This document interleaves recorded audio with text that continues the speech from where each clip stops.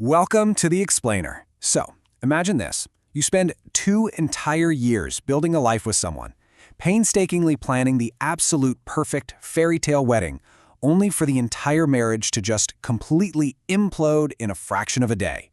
Today, we're unpacking a truly explosive, real-life story of a marriage that ended in absolute chaos pretty much the second the ink dried on the marriage certificate.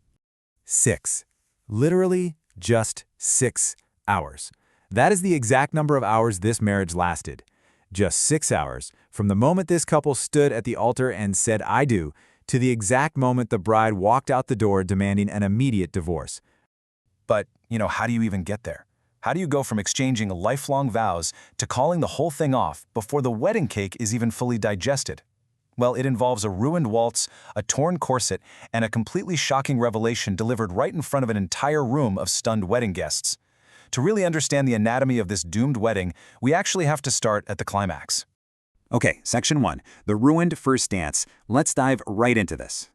To understand why a bridesmaid would aggressively attack the bride during her very own first dance, we've got to rewind the clock a bit. The setting for this whole climax was this beautiful rented estate. The bride and groom had just stepped out onto the floor for their traditional waltz when suddenly a heavily intoxicated bridesmaid physically lunges at the bride. So, how did they get to that chaotic moment? Well, the couple dated normally for 2 years. They actually worked at the same company. And the groom had this female best friend from his college days. And this friend, she actually helped the groom plan his dream proposal to the bride. But right after that proposal happened, the friend confesses her true feelings for the groom and a secret affair begins. For 7 full months leading right up to the 5 p.m. wedding ceremony, this incredibly toxic love triangle was operating completely in the shadows. Moving on to Section 2, Secrets Behind the Proposal. It is honestly wild to think about the psychological dynamics at play here. The woman who actively helped orchestrate the engagement is the exact same woman who becomes his secret mistress. She even volunteers to help the bride with the wedding prep, basically embedding herself into the relationship from every possible angle. The contrast is just staggering. On one side, the bride truly believes she has this supportive, helpful friend guiding her to her big day. But the reality? A secret mistress who is actively demanding to be chosen over the bride. And the groom? Rather than making a choice, he decides to just keep dating both women simultaneously. He tells them both that he loves them, which essentially sets a ticking time bomb that was absolutely destined to explode on the wedding day. All right, Section 3, Red Flags at the Reception. Let's fast forward back to the actual wedding day. The 5 p.m. ceremony goes off without a hitch. The vows are swapped, rings are on, the whole shebang. But as the reception at the estate rolls into the evening, the warning signs are everywhere and they are escalating fast. First off, the bridesmaid is drinking excessively. Then, when the bride gently reminds her about a fun dance routine they had scheduled for 9 p.m., she completely snaps, tells the bride to leave her alone because she's, quote, in pain. Guests are starting to notice her aggressively arguing with the groom in the corner. And the absolute peak of the disruption? During a choreographed dance by the bride and her friends, this bridesmaid literally invades the routine and goes to sit right on the groom's lap. He physically shakes her off, but by this point, the tension in the room is becoming completely impossible to ignore. And this brilliantly illustrates the absolute gaslighting the groom was pulling to maintain his double life. To explain away the bridesmaid screaming and crying, he pulls his new wife aside and tells her that they are having a massive crisis at work, that they're about to lose a huge client with tons of money on the line. But the truth? The mistress just couldn't take the lie anymore. She was having a full-on breakdown watching the man she supposedly loved marry someone else, all while he's frantically trying to keep his new wife calm and completely in the dark. Which brings us to the boiling point. Section 4, The Confession and Ripped Corset. Somehow, despite all those blazing red flags, the groom actually convinces the bride to go out for their traditional waltz. But right in the middle of that first dance, the bridesmaid just absolutely snaps. She storms the dance floor, grabs the bride, and literally tears the back of her corset dress. And then she drops the ultimate bombshell. She looks dead at the groom and yells this exact quote, "Tell her what you were telling me last night when you made love to me."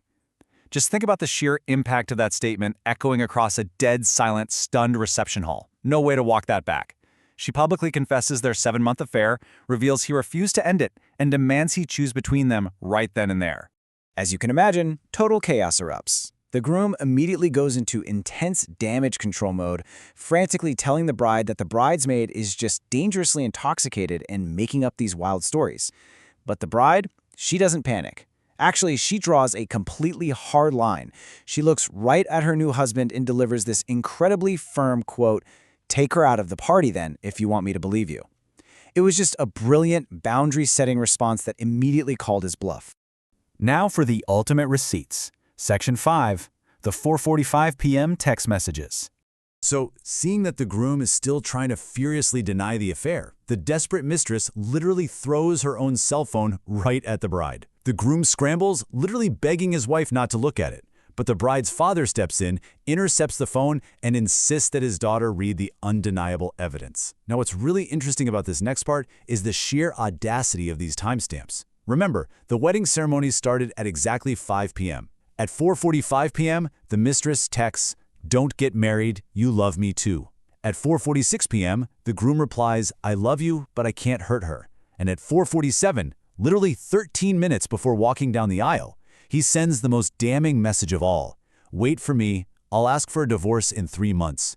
Think about that. He was actively promising his mistress a divorce mere minutes before exchanging lifelong vows. Let's look at the fallout. Section 6, a honeymoon with dad.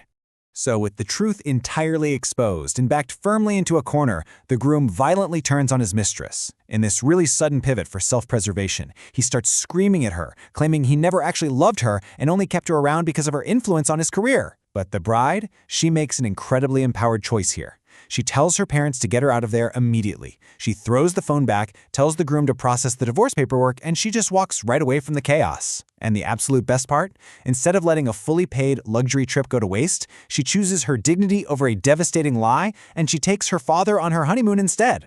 So, where do things stand today? Well, they are at a complete stalemate. The groom's current stance is that he's flatly refusing to sign the divorce papers. He is still claiming he truly loves the bride, that the affair was just a huge mistake, and that he somehow proved his love by taking her to the altar. Yeah, right. The bride, on the other hand, is completely firm. For her, the betrayal of him sleeping with her supposed friend the very night before their wedding, combined with that extreme, visceral public humiliation, is just unforgivable. Despite his constant pleading, she remains entirely steadfast. She is done. You know, this whole story really highlights the incredible fragility of truth in relationships. And it brings up a really fascinating question for us to end on today. If that bridesmaid hadn't ruined the first dance, if she hadn't gotten drunk and snapped under the immense pressure of seeing them together, how long would this lie have actually lasted? Would he have actually asked for a divorce in 3 months like he texted, or would they have lived a toxic, miserable double life for decades? It's a pretty chilling what if that definitely makes you reevaluate the secrets people are capable of keeping. Thank you so much for joining me for The Explainer. I really hope this deep dive was as gripping and enlightening for you as it was for me. Catch you next time.